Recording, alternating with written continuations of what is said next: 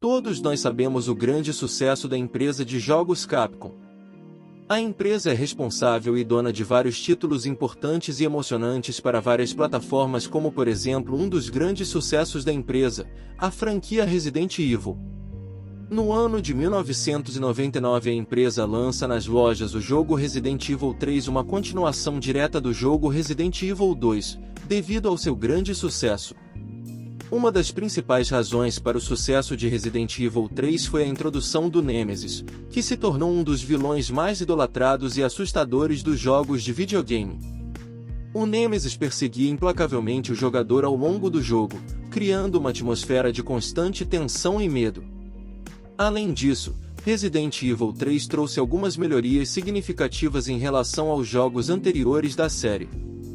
Os gráficos foram aprimorados, os controles foram refinados e a jogabilidade se tornou mais fluida.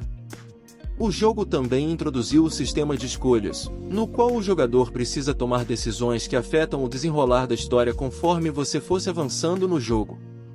A ambientação de Resident Evil 3 é extremamente importante para a experiência do jogo. Raccoon City é apresentada como uma cidade em colapso, com ruas escuras, prédios em ruínas e uma sensação geral de desolação. Os cenários são repletos de detalhes macabros, como corpos mutilados, sangue espalhado e uma sensação constante de perigo iminente. A cidade está tomada pelo vírus T-Vírus, que transformou a maioria dos habitantes em zumbis sedentos por carne humana. Além disso, o jogo apresenta uma variedade de locais e ambientes para explorar, desde ruas e becos estreitos até locais fechados, como delegacia, torre, hospital, cemitério e fábrica. Cada local tem sua própria atmosfera e desafios específicos, adicionando diversidade à experiência de jogo. Resident Evil 3 apresenta vários desafios ao longo do jogo. Alguns monstros e chefes são poderosos e requerem uma estratégia e habilidade para serem derrotados. Como exemplo temos o Brainsuckers. Essas criaturas parecidas com insetos são monstros encontrados em áreas específicas do jogo. Elas têm a capacidade de sugar o cérebro de suas vítimas, causando dano significativo. Derrotá-las requer estratégia e cuidado. Temos também os Hunter Betas. Os Hunter Betas são inimigos rápidos e ágeis que se assemelham a répteis. Eles possuem garras afiadas e são altamente agressivos. Encontros com eles são desafiadores e exigem habilidade de combate e esquiva. Temos um sub-boss muito conhecido: o Gravedigger, a famosa minhoca gigante. Essa criatura gigantesca vive nos túneis subterrâneos de Raccoon City. Ela possui uma aparência assustadora, com tentáculos e uma boca cheia de dentes afiados. O Gravedigger é um chefe que requer precisão e tempo para ser derrotado. Isso sem contar o nosso querido e amado Nemesis. O Nemesis é o principal antagonista do jogo e aparece em várias ocasiões como um chefe. Ele é uma criatura poderosa, equipada com armas letais e capaz de perseguir o jogador implacavelmente. Cada encontro com o Nemesis apresenta um desafio único e emocionante. Resident Evil 3 foi elogiado pela sua atmosfera tensa, gráficos impressionantes, jogabilidade aprimorada e pelo impacto do Nemesis como um vilão aterrorizante. O jogo recebeu críticas positivas e vendeu milhões de cópias em todo o mundo. Agora vamos ao assunto principal: o Resident Evil 3 Remake. O remake de Resident Evil 3 foi lançado em 2020 e recebeu muitas críticas em comparação ao seu predecessor original. Embora tenha sido bem recebido por muitos jogadores e críticos, muitas pessoas fãs da franquia consideraram o jogo uma decepção em comparação às expectativas. Uma das principais críticas ao remake de Resident Evil 3 foi a sua duração reduzida em comparação ao jogo original. Muitos sentiram que o remake era significativamente mais curto e mais fácil, com menos áreas exploráveis e menos conteúdo em geral.